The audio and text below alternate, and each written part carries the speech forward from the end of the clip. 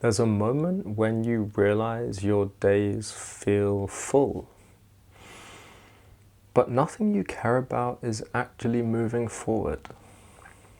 Yes, you're busy, you're responding to life, you're handling things, but at the end of the day or at the end of the week, you can't point to anything you intentionally built.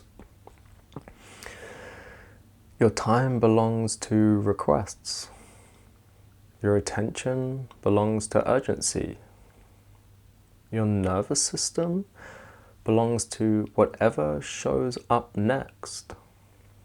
And quietly, deep down, something in you knows this is not direction. This is reaction. You feel it when plans get cancelled because something more important came up. When your priorities slide to make room for someone else's. When your week fills itself before you ever choose it. Nothing dramatic happening, but you end up living inside momentum that isn't yours. That's when frustration turns into numbness. Most men mistake this way of reacting with responsibility. They tell themselves, this is just adult life. This is what adulting looks like. I'll focus on myself later. This is what being needed looks like. But there's a difference between responsibility and subordination. And this phase is where that difference starts to matter. When you live in the grip of reaction, you don't shape reality. You reinforce whatever is already strongest, and you just go from one place to another firefighting. Your values always adjust to pressure. Your time bends to urgency. Your identity gets organized around what is loudest at the moment. This doesn't make you weak, but it does make you unpositioned.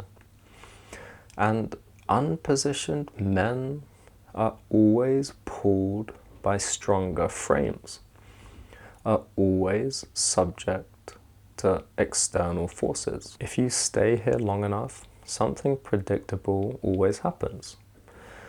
You lose trust in your own direction.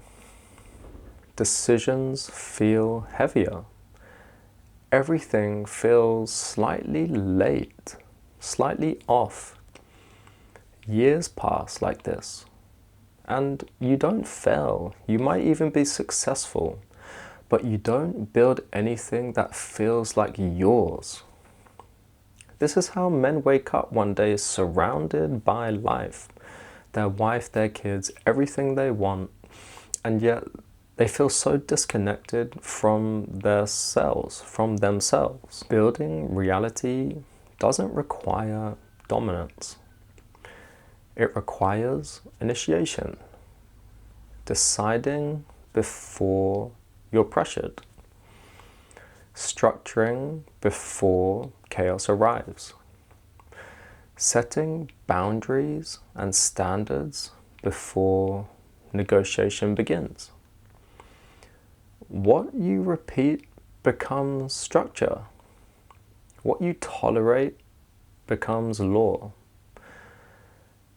Your life is not accidental. It's built quietly by repetition. And to know this deeply, to walk with this, to understand this is real wealth, real power, real sovereignty. This starts small. Don't expect miracles overnight. You decide what your week protects. you remove one recurring compromise. You stop waiting for friction to force clarity. Nothing external changes immediately. However, internally, something shifts. This is the guarantee. You're no longer waiting to be moved. And instead, you start taking that initiative from where you are right now. That first step, that first movement. When a man begins shaping reality, instead of simply reacting to it, instead of simply being pushed around by it, another tension appears.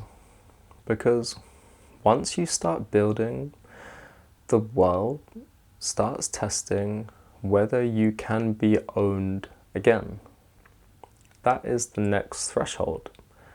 And that's the next step along this practice, along this self-mastery, along this spiritual martial art of one's own self and mastering one's own reality.